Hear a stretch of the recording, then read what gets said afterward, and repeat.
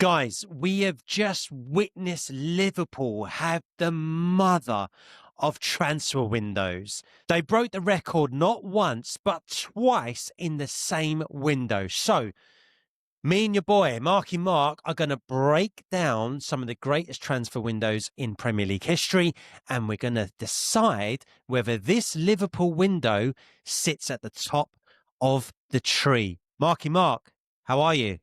I'm good, man. How are you? I'm good. Let's get straight into it. This transfer window, what a window for Liverpool. What a window. Well, considering they didn't have any window last season. I mean, they signed Chiesa for like 13, 14 million. They didn't do anything else, but they didn't need to because obviously they still won the league last season. So them now spending this sort of money kind of makes up for last season. And, you know, deservedly so. You got all that Premier League money.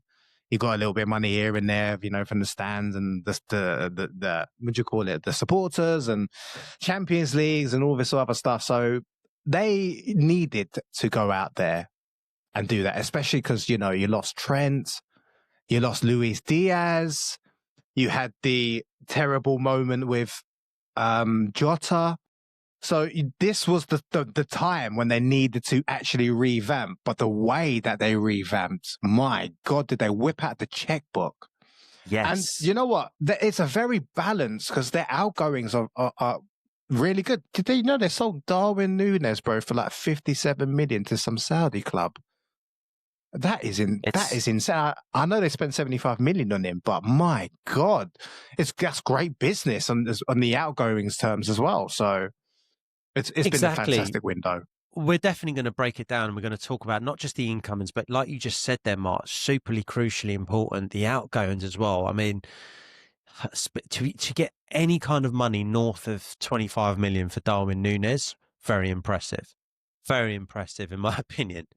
Well, would you pay 25 mil for him? I wouldn't. I think he's rubbish, Darwin Núñez. He was a joker, absolute joker. Hey, and they really maximised. Liverpool fans watch this podcast, as we know. Yeah, you're going to be stepping on some toes. Careful. But he's left him. He's left him. He's dead to them now. Right, Mark, I want to run through some other transfer windows because I'm seeing a lot of podcasts out there and a lot of people and pundits saying this could be the best Liverpool, this is the best window ever. Yes, Liverpool have spent close to £500 million. That's correct, £500 million in this summer transfer window. Yes, they didn't spend anything last season. Yes, they've addressed some big issues. But is it really the best window of all time? I'm going to throw some windows out there for you. You said no straight off the bat. Let me pick one. I want to talk about one that I think was that not enough people talk about. Well, actually, we'll start off with the Man City one. We'll start off the Man City one back in 2010, 2011. That season, they brought in not only Yaya Toure, but they brought in David Silva as well. And they brought in Kolarov, I think, that same window. Meh. What do you think about that window, firstly, though? What do you think? How's it going to be better than getting Wirtz, who's like a generational talent? You're getting the best Premier League striker in Alexander Isak. You're getting Hugo Eketike, who is like an up-and-coming absolute world beater. They got Frimpong. They got Kerkez. Right? Nah. It doesn't compare. It doesn't compare to me. No, that's fair. And I agree with you. But you're getting in Wirtz as a generational talent. And so this is the thing with hindsight with this window, why I like this window so much, yeah, is that they brought in some cracking players in 2010, 2011. I mentioned to you Yaya Toure and David Silva. Those two players go down in history as two of the greatest Premier League players ever, not even just City's greatest Premier League players. They're in the conversation. So I guess we've got the benefit of hindsight, what they went on to achieve, and they won multiple titles. They pretty much won everything by the Champions League there. Yaya Toure, what a midfielder. David Silva. To get both of them in the same window is mad. But you know who else they picked up that window? It is game-changing. Who? They picked up Edin Dzeko who I think was a brilliant striker as an option off the bench. I really do. They picked up Balotelli. Okay, fine. It is what it is. And then you had James Milner, who did a great job there as well. That window was an incredible window. And this is what I was saying. Not many people talk about that window because there's so many great windows out there. And we're going to come on to one that is going to be closer to your heart in a bit. I know. This window deserves a shout out for me. Now, is it better than Liverpool's window? Well, look, on paper, it doesn't seem so, and time will tell. But on paper, you can make the argument actually that it is. In fact, I'll take that back because you got Yaya Toure, David Silva, James Milner, Edin Dzeko in the same window. That is a beast of a window because we know what they went on to achieve, right? Mm-hmm. Did Liverpool get a left-sided player? What do you mean left-sided? Well, they got Kerkez at left back. No, do you mean left wing? Yes. And I'm not talking about taking Hugo Eketike and then now that Isak's coming, you're going to shove him on the left. He's not on the left. Hugo Eketike is a 9. Okay? Did they purchase anyone on the left? No, they didn't. They don't have a natural left winger. They didn't purchase centre-back either. This is the thing, right? They've spent a lot of money. Is this going to... I guess the thing is, guys, anyone watching out there is going to be saying what I'm about to say, I'm assuming. It's basically time will tell whether this will be the greatest window or not.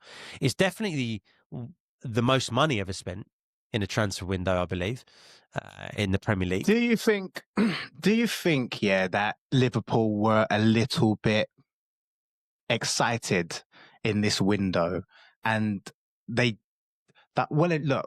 tried to put in a bid for Alexander Isak. Newcastle turfed it away. Literally 2 days later, they signed Hugo Eketike. They've told him, you are going to be the number 9. Spent 80 million on him. The next day, 2 days after that, was something silly. Isak says, I want to leave. And Liverpool are like, I want to go in. It seems to me that they were a little bit too excited, should have played it just a little bit longer and dealt with Isak a little bit more. Because what ideally, if I was a Liverpool fan, what I would love to have seen, just get Isak or Hugo Eketike, but Isak, wait for that. Just a few days. And then pour that 80 million which you spent on Eketike on getting an actual natural left winger to make the team more balanced. That's how I would like to do it. Yeah, you're spending all this money and it's great and it's exciting for Liverpool fans. It's a great window, no doubt. Maybe up there. But what do you think about what I just said? It's such a great point that you make there, Mark. Here's the thing. What you've highlighted. By the way, are you convinced that Eketike can't play on the left? Are you convinced? No, hold on. I'm not convinced. He can probably play on the left. You know, Henry started on the left. And then once he mastered that, then he moved to the centre. And, you know, that used to be the old classic way of bringing new strikers into the Premier League. Yes, you start them on the bench or you start them on the left. You get them used to it. And then eventually, once they've mastered the league, they've mastered the team, then they move up front. Okay, this is what I've seen. You've touched upon... Yeah, go on. Go on. No, I was going to say, Hugo Eketike... Go. You go. Hugo Eketike, was purchased and sold as you're going to be the number 9. That's why we're going to splash out 80 million pounds on you. Right? He can probably play on the left, but I don't think he's naturally on the left. Getting Isak is going to hinder him if he does not play on the left. Right? Because he's had such a fantastic start to his Liverpool career. He can only get better and better and better. They may have to put him on the left. I mean, who are they going to play? Cody Gakpo. I like Cody Gakpo. He definitely has his wonder moments, but there's so many times where he's been inconsistent and he's had zero impact on the game. And I'm like, bro, you need to be subbed off. Yeah, but he can play football. He is a baller. But I just think that whole Hugo Eketike, I think that saga's a little bit messed up, man. In terms of like, you're messing people around, you're messing Hugo Eketike. Yeah, you're going to have to put him on the left. He can probably share it, but he is a centre forward. That's my opinion. Yeah, this is why I think you make such a good point, because they've gone out and got an 80 mil centre forward, and then they've gone out and got 120 mil centre forward. They've spent 200 plus mil on two number nines, whilst they've had Luis Díaz leave the club, and they've had Darwin Núñez, whatever you think about him, leave the club as well, and they've replaced him. They've brought in two number nines. Now Eketike is going to have to, I guess, start out on the left, but they've got a little bit weaker because they've obviously lost Diogo Jota as well. Now we thinking, well, Chiesa can come in and provide cover on the left, right? So that's what we're thinking. Yeah, but then Mark, he's been left out of the Champions League squad, right? Is it? That is crazy. I'm pretty sure, guys. Fact check me if you think I'm completely wrong here, and I don't mind. You can say whatever you want with it, but I think he's been left out of the Champions League squad, which I find really odd, because you're losing Núñez, Díaz, and Jota, and you're bringing in Eketike and Isak, and you've got Chiesa, but then you've not put him in the Champions League squad. I think that's right. I could be wrong, but I think I read that somewhere. So it's a bit odd for me, and you've then not got a left-sided player brought in to cover, Díaz, and then I think I think you're right, and I think that's why it does feel a bit odd. You're right. You're saying Liverpool got a little bit excited. We're going to talk about this in a bit more detail. Go on. But I will say the other side to the coin is every team that is playing in multiple competitions where there's so many games weekly, you kind of need to have two world-class players for this supposedly is world-class team, right? You do need to have two world-class players in pretty much most positions, because if you have a look at Chelsea, they don't even have one on the left. This is true, but let's say that Hugo Eketike gets injured next week and they didn't purchase Isak. How would the Liverpool team look? You see my point, though. You see my point. Yeah, but how do you fit both of them in? Do you just if they didn't get Isak, they just Eketike plays. I'm playing the devil's advocate by saying, because if you have a look at Chelsea, they signed two players right up front: Liam Delap, Joao Pedro. Liam Delap got injured with looks like a serious hamstring injury. He could be out for weeks, if not months. That means you only have Joao Pedro as your only striker. What happens if he gets injured? Okay, we have to go back to last season's strategy and play false nines. But that's not the way to do it. That's not the way going forward. And that's not the way Maresca plays. So the whole point of me saying, as a counter argument to what I just said, yes, they didn't play. Yes, they may have got overexcited and a little bit giddy about over purchasing, two really classy strikers. But the other side of it is, what happens if one of them gets injured? You need to have a backup. You need to have that. I think the main thing is, they've improved so many positions in their squad, but that left side is a big one, because last season you had Jota. Last season you had Luis Díaz. They were natural wingers. Well, Jota could play anywhere, but he could easily slot in as a flary natural winger. He was an absolute game changer. That's the only thing that I would say. There's pros and cons to both what I said. It's still a great window, but I think they needed to work on that left side a little bit more. They definitely need to work on that left side. Their left side is exposed from start to finish, in my opinion. Gakpo's good. He can do a good enough job. Chiesa's not in the Champions League squad, by the way. I have looked it up. He's not in the Champions League squad, which is, a statement in itself. And then, so Eketike is going to have to drift in from the left, but typically it's not really his gig, right? As far as I'm aware. So this is going to be interesting. Now let's go back to some other windows. I want to mention, before we go to your window, I want to shout out the Leicester 2015-2016 window. They brought in Shinji Okazaki for 7 million, Robert Hu for 3 million, Christian Fuchs free transfer, and they got in N'Golo Kante for 5.6 mil. Great window. No one's ever going to talk about it, and they go on to win the Premier League, which is absolutely insane, and uncover one of the best DMs the Premier League's ever seen in Kante. So that was a great window. I just want to shout it out because what Leicester City did that season was incredible, and they do deserve a shout out. What a great window, bro. What an absolute great window. You have to take in consideration like the amount of money that they spent in total on those players, which sounds to me like hardly anything. Peanuts. You take those players, peanuts, not even peanuts. What's cheaper than that? I don't know. Dirt. No offense, because those players were quality. And that season, they would go on and win the league. And with this sprinkling flair of adding Mahrez on that, right, is the icing on the cake. He was the one, wasn't he? He was just so good. What a window. I think you'd have to definitely put it up there, in my opinion, because of that. With those signings that cost peanuts, gonna won the league, bro. Won the league. That was the biggest anomaly, not just in football, in world sports. I don't think I've seen a bigger upset than that. Apart from when Emma Raducanu won the US Open, which is absolutely crazy. Because after that, she'd be absolutely women's trash. Tennis. Anyone can win women's tennis. It's not a proper sport. Okay, fine. But you get my point. But come on, they don't have any consistency in the women's game. If you can have women's tennis, anyone can win it, right? Like it's a lottery anyway in itself because it's fair.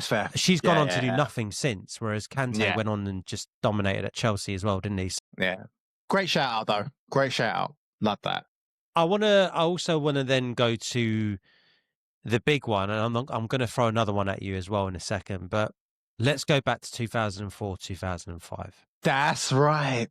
Oh my God. That window, a certain known special one joined your club, and alongside him, and this is what I think is right up there as one of the best windows, is that window included getting Jose in, right? Let's face it, Jose should count as an incoming. You have to. You got Petr Čech, 7 mil. Paulo Ferreira, 13 mil. Ricardo Carvalho, 20 mil. Didier Drogba, 24 million. Ian Robben, 12 million. And the man that put it all together, Jose Mourinho. That is in 2004, 2005. For context, 21 years ago, that window, and you spent 150 million. It's probably the equivalent of over 300 million in this day and age. If you want to, balance it out in terms of what does that mean in today's money.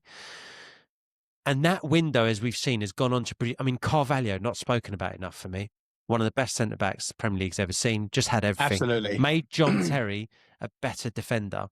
Without Carvalho, John Terry probably doesn't end up at quite the same heights that he does. I think Carvalho really helped lay some added more strings to John Terry's bow.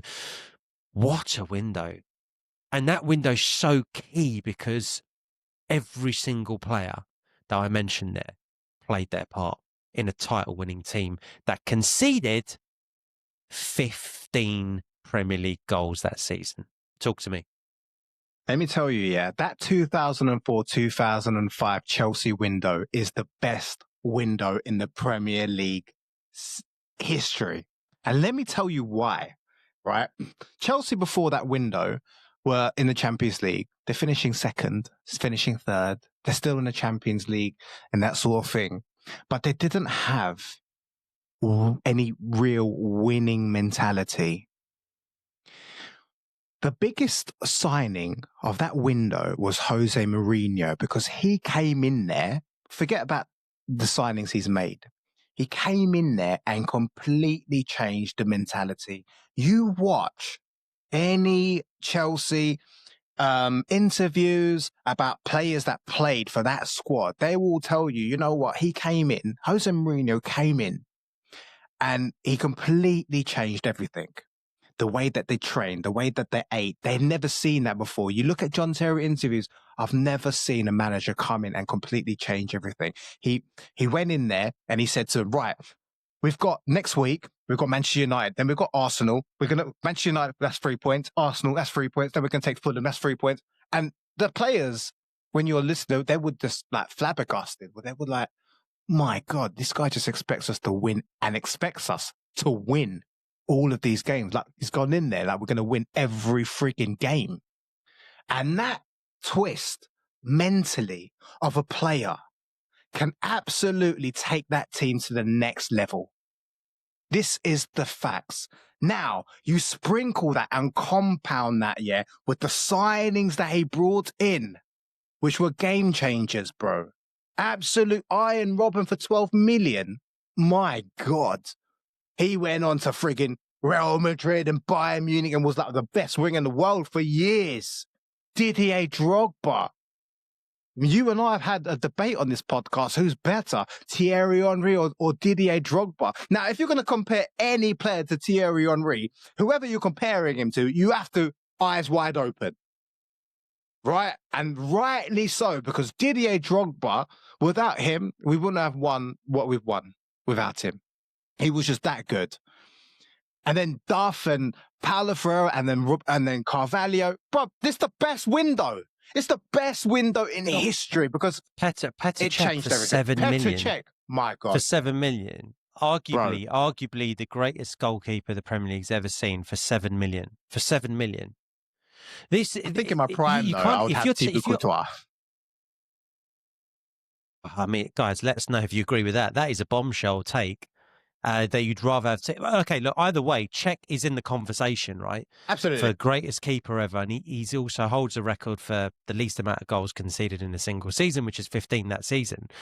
And to pick up him for 7 million, I mean, you could make a case. This is what I love about this window. You can make a case for so many different players being the number one signing of the season that season. And you're right, it's Jose. But outside of that, the players, you can make a case for it being Drogba, you can make a case for it being Carvalho, you can make a case for it being Čech, you can make a case for it being Iron Robben. That is the stellar who's who window of the Premier League.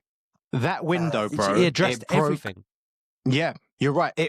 Bro, that window 2004-2005 Chelsea had, broke the stronghold, okay, of Arsenal, of Manchester United, and for me, it felt like the new era of the Premier League. That's when I believe when it really started. Of course, I'm probably saying that because I'm a Chelsea fan. Okay, fair enough. But that was the defining moment, and it transformed that team into winners. You compare it to this recent window with Liverpool, they already won the league. They're just adding more amazing players to it, but they already have that winning mentality.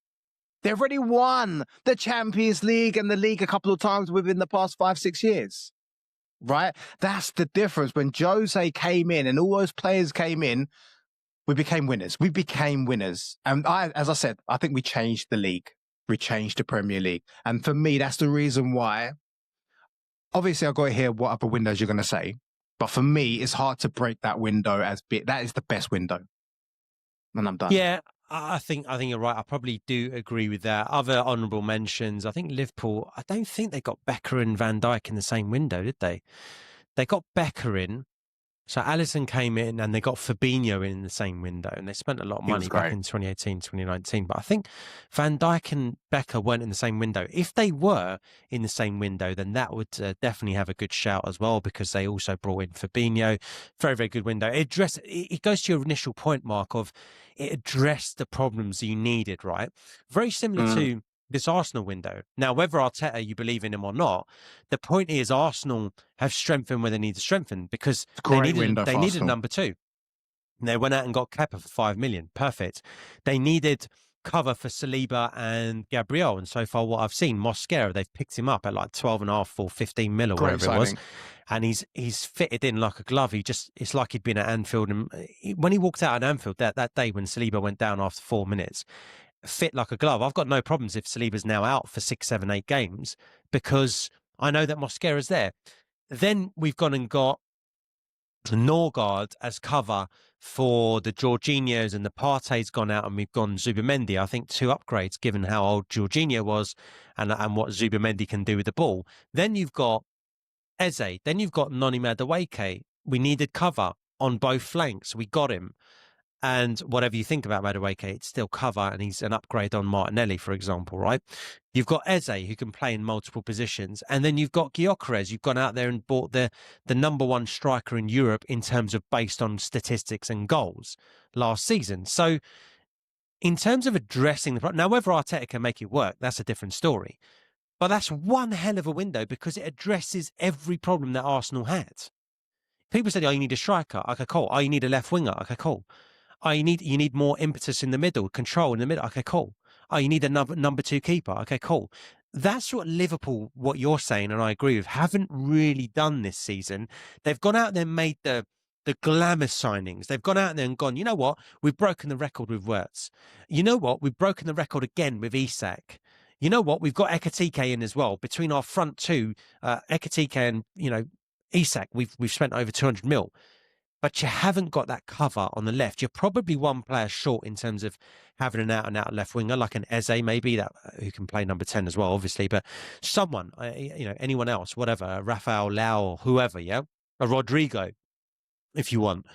And you also need to get centre-back covering. And they didn't get Guéhi.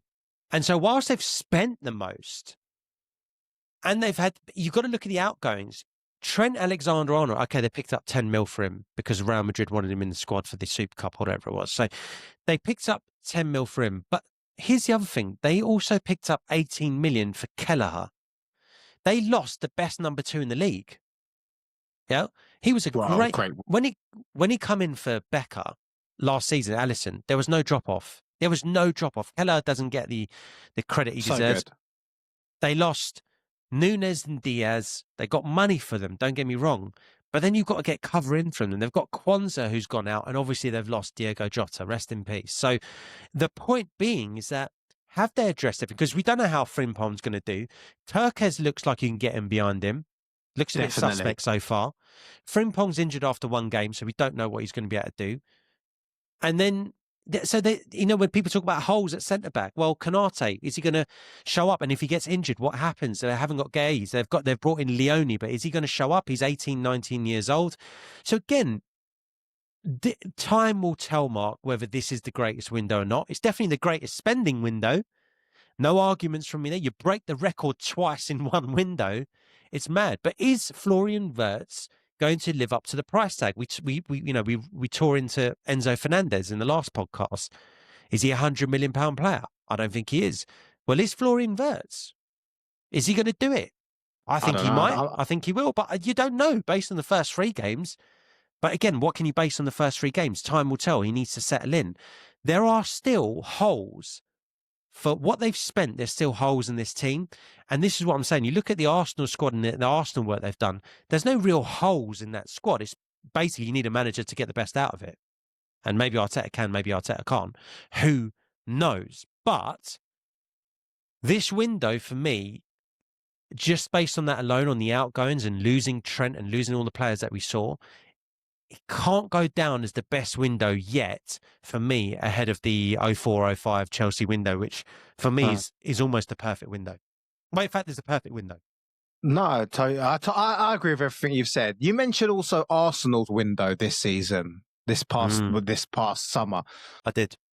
I'm actually going to go ahead and say I've never been that impressed with an Arsenal window than this one. I think it's been your best window in the Premier League that I have seen. Now, this is your chance to correct me. I think the only time I've been mega excited, if I let you take the lead, and it wasn't a great window, but I was so excited when you got Mesut Ozil from Real Madrid. And I remember you got him on the last day, and I was like, wow, I can't believe this quality of player has gone to such a shit club. but I can't wait to see him in the Premier League. So I'm a massive fan. I was a massive fan of Mesut Ozil. For Germany, he tore it up. For Real Madrid, he tore it up. And I was like, he could be a game changer. You can't say it's the best window because I think that's the only time I've been impressed with an Arsenal signing. Honestly, like so excited. But as a window, there hasn't been a better Arsenal window. Now is your time, bro, to really take the league by the neck and shake it. But are you going to do that with Arteta? What do you think? Do you think it's the best window that you've ever had? And if not, what is? It's not even close. It's the greatest window in Arsenal's Premier League history. Listen, we've made some marquee signings in the past. You named one there in Ozil. Every Arsenal fan was excited. And we paid big money for what it was back then. 35. And a record for us. I think it was like 42, wasn't it, actually? I think it was about 42. The Possibly. 35 we're thinking is another massive signing, which was a massive hit, which was Alexis Sanchez. Great signing. And then, obviously, you look back and you think you've brought in gems like Vieira for 10p, and you bring in, Henry and turn him into the greatest player in the Premier League. But they're one-off signings. You look at this window, there is not a window that is remotely close to what we've done. I was calling it the Magnificent Seven, and then that's turned into 8 because I forgot to mention that we've also brought in Hincapi as well, right? At last minute from Bayern. Exactly. So this is the best window ever. Now, it's time for us to, as you said, take the league by the neck, the scruff of the neck, and shake it. Will we do it? Well, early signs are we will not. And that is based on what we did up at Anfield against Liverpool. You've got to go, and this is the mentality thing you spoke about, and that, getting a Jose Mourinho in 2005 changed the mentality, because John Terry and all the other guys there were like, we're not used to this. We're used to doing okay, and we finished second last season, let's pat ourselves on the back. Second wasn't good enough. Ranieri gets fired. The rest is history, because Jose goes on to do what no other team apart from United had done in the Premier League era up until that point, is retain the title back in 2007. 2006. So incredible stuff from Chelsea, but incredible window for Arsenal. And you could argue, in terms of addressing what needed to be addressed, Arsenal have addressed things better than what Liverpool have done. Absolutely. Now, yes, Liverpool have taken the headlines, but I think this is a stellar window for Arsenal. But it may not be enough, because what I saw up at Anfield, well, you've got to have the handyman to make the tools sing, right? And this is the problem. Like I said to you, I could buy you the best golf clubs in the world and give you the best caddy mark. It doesn't mean that you're going to be able to hit the ball like Tiger Woods. So let's see what happens. I think it's an incredible window. I'll go as far as saying it's on par with Liverpool, if not better than Liverpool's window. But Liverpool will probably still get more out of it, because they're winners there. They've got some stellar names. By the way, Mo Salah, If the left, can I just say this to you, Mark? We're talking about Liverpool's window and all the outgoings and the ingoings and why we think it's not number one yet. Well, you talked about the left-hand side, but if Salah goes down on the right-hand side, or even if he doesn't go down, he is not looking the same man.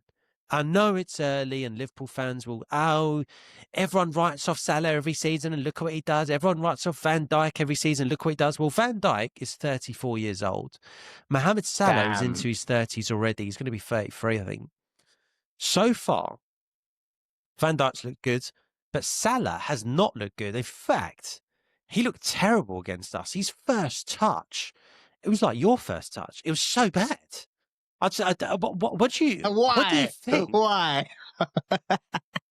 I could have said my first touch, but it just sounds better saying yours. But fine. What I don't get is that because could Liverpool have a problem with both flanks this season? Yes. Let me tell you something. Oh, you heard it here first. Mohamed Salah of Liverpool in the 25-26 season, is finished. He is finished. All right. You heard it here. Now, every season prior, oh my God, everyone say Mohamed Salah is 1 year older. He's not going to be able to have the same impact as he has before. Fair. I wasn't one of those that has said that. But I will be the first to say this will be the downfall this season of Mohamed Salah. And for that reason, I don't think Liverpool are going to win the league. Mohamed Salah is finished. Now, guys, what do you think about what I just said? If you're smart with your football, you would agree with me. Let me know in the comments down below. And also let us know, what do you think is the actual best transfer window? Is it this Liverpool's window, which you just passed? Is it the Leicester window, which I've been super impressed with and nearly dropped it? Or was it, of course, the 2004-2005 Premier League changing window, because that's what it was, bro. That's what it was. Let us know in the comments down below. If you guys haven't subscribed already, probably check yourself. But you're here to the end. Subscribe, like the video, helps us reach more people. And if you want to see more of our content, which I'm sure you do, because you're here to the end, click this video right here and we'll see you lot in there. Thank you, guys.